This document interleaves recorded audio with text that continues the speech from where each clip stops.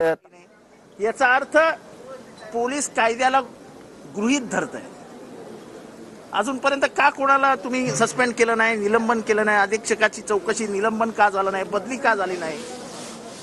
एक माणूस मारला जातो, एक विद्यार्थी मारला जातो, सुशिक्षित तिसऱ्या वर्गाला विधी न्याय विभागाच्या तिसऱ्या वर्गाला असलेला LLBचा स्टुडंट मारला जातो, सरकार शांत आहे। दुसरीकडे बीडमध्ये वाल्मिक कराड ज्या फोनवरनं धमकी देतो त्याची चौकशी होत नाही। कुठल्या कोणाच्या फोनवरनं त्यांनी धमकी दिली? शिंदे नावाच्या ऑफिसरला, सोमनाथ घुले कोण आहे?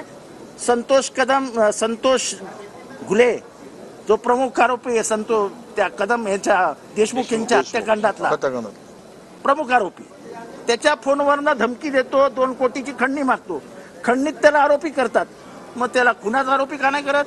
दुसरी गोष्ट, अशोक सोनवणे ज्यांनी मारहाण केली आणि ह्या सगळ्या घटना घडली ते मागासवर्गीय आहेत, अजून ॲट्रॉसिटी का नाही दाखल झाली? असा हा कोण आहे वाल्मिक कराड खडा तो व सरकार से बडा,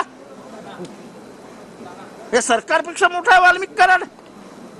या सरकारची लाच जाते पहिल्या 5-10 दिवसातच।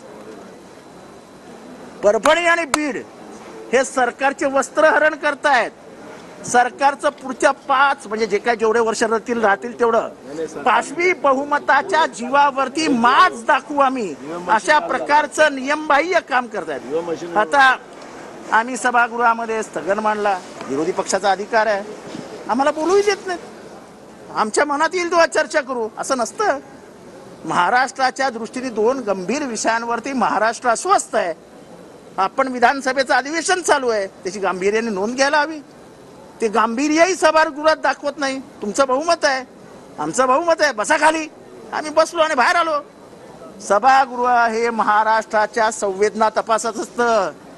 महाराष्ट्राच्या सभागृहात संवेदनांची जर जाण ठेवली जात नसेल तर त्या सभागृहात बसण्यात अर्थ नाही। म्हणून आज दिवसभरासाठी आमचे राहुल पाटील जे परभणीचे आमदार आहेत, ते विरोधी पक्षनेते, माजी विरोधी पक्षनेते, आम्ही सगळ्यांनी ठरवलं की आज सभागृहाच्या कामकाजावर बहिष्कार टाकायचा। आमचा बीडचा क्षीरसागर यांनी देखील म्हणणं मांडलंय आणि पुढच्या आठवड्यात जर याला अटक झाली नाही तर आम्ही बीडमध्ये एक प्रचंड मोठा मोर्चा सोमवारी मंगळवारी काढू आणि उद्या आम्ही परभणीला सगळे विरोधी पक्षाचे नेते जात आहोत।